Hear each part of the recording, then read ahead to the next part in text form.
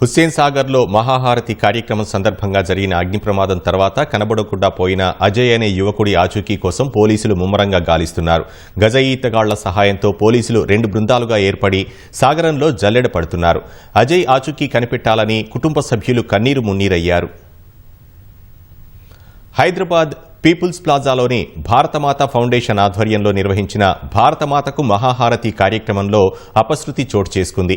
మహాహారతి కార్యక్రమం ముగింపు వేడుకల్లో భాగంగా ఆదివారం రాత్రి 9 గంటలకు సాగర్లో బాణాసంచా కాల్చేందుకు ఏర్పాట్లు చేశారు. హైదరాబాద్ నగరానికి చెందిన అజయ్ అనే యువకుడు స్నేహితులతో కలిసి క్రాకర్స్ వ్యాపారి మణికంఠ సహాయంతో కార్యక్రమాన్ని చూసేందుకు పడవలో హుస్సేన్ సాగర్ లోపలికి వెళ్లారు. లైఫ్ జాకెట్ లేకుండానే ముగ్గురు లోపలికి వెళ్లి కార్యక్రమాన్ని తిలకిస్తుండగా తారాజువ్వలు ఎగిరి వారు నిల్చున్న పడవపై పడ్డాయి. ఈ క్రమంలో భారీగా మంటలు చెలరేగాయి. భయంతో పడవలోని వారంతా సాగర్లో దూకి ప్రాణాలు కాపాడుకున్నారు.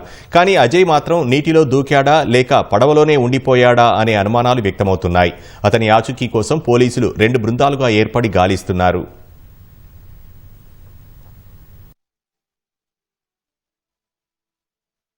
మహాహారతి కార్యక్రమం చూసేందుకు ట్యాంక్ బండ్ పైకి వెళ్లొస్తానని తెలిపిన కుమారుడు అర్ధరాత్రి దాటినా ఇంటికి రాకపోవడంతో తల్లిదండ్రులు ఆందోళనకు గురయ్యారు. అజయ్కి ఫోన్ చేయగా స్విచ్ ఆఫ్ వచ్చిందని వారు తెలిపారు. తీరా చూస్తే సాగర్లో అగ్ని ప్రమాదం జరిగినట్లు అతని స్నేహితుల ద్వారా తెలుసుకుని ఉదయాన్నే ట్యాంక్ బండ్ వద్దకు చేరుకుని కన్నీరు మున్నీరయ్యారు. ఫస్ట్ ఇంటికాడికి వచ్చేటప్పుడు ఏం చెప్పలేదు సార్, ఇటు పోతున్నా అని చెప్పలేదు. తర్వాత 8:30 అట్లా వాళ్ళ మమ్మీ తోటి ఫోన్ చేసి చెప్పిండు ట్యాంక్ బండ్ దగ్గర ఉన్నాను. అయితే తర్వాత నుంచి ఇక ఫోను కలసలేదు, స్విచ్ ఆఫ్ వస్తుంది. అయితే మా భార్య రాత్రి 2:30 అట్లా నన్ను లేపి ఇంకా రాలేదంటే అప్పుడు మేము పోలీస్ స్టేషన్కి వచ్చినాము. అప్పుడు తెలిసింది కనిపిస్తలేడని మేము కంప్లైంట్ ఇచ్చినాం. అంటే మీ అబ్బాయితో పాటు వచ్చిన 2 స్నేహితులు కూడా ఉన్నారు అక్కడ పోలీస్ స్టేషన్ దగ్గర ఉన్నారు. వాళ్ళు కూడా తిరిగి చూసినామన్నారు.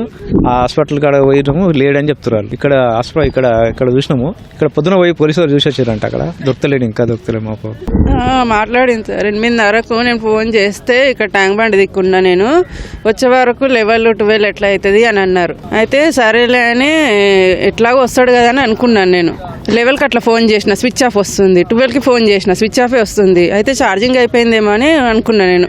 ఇక తర్వాత 2కి అప్పుడు ఫ్రెండ్కి ఫోన్ చేసి అడిగిన, ఒకసారి ఫోన్ నెంబర్లు ఇవ్వని. వాళ్ళ ఫోన్ చేసిన. ఏం చేస్తున్నాడు మీ అబ్బాయి? ఏం చేస్తున్నాడు? చదువుకుంటాను సార్. అడిగారా పోలీసులు? మీరు రాత్రి వచ్చి అన్నారు, రాత్రి నుంచి అడిగితే పోలీసులు ఏం చెప్తున్నారు? అంటే అజయ్ గురించి ఏమైనా గాలింపు చర్యలని ఏమైనా చేపట్టామని చెప్పి ఏమన్నా అన్నారు? ఏమో చూసిరట, మళ్ళీ అందరు కనిపించిర్రు అని అంటుర్రు. ఈయన ఒక్కడే మిస్సింగ్ అని చెప్తున్నాడు.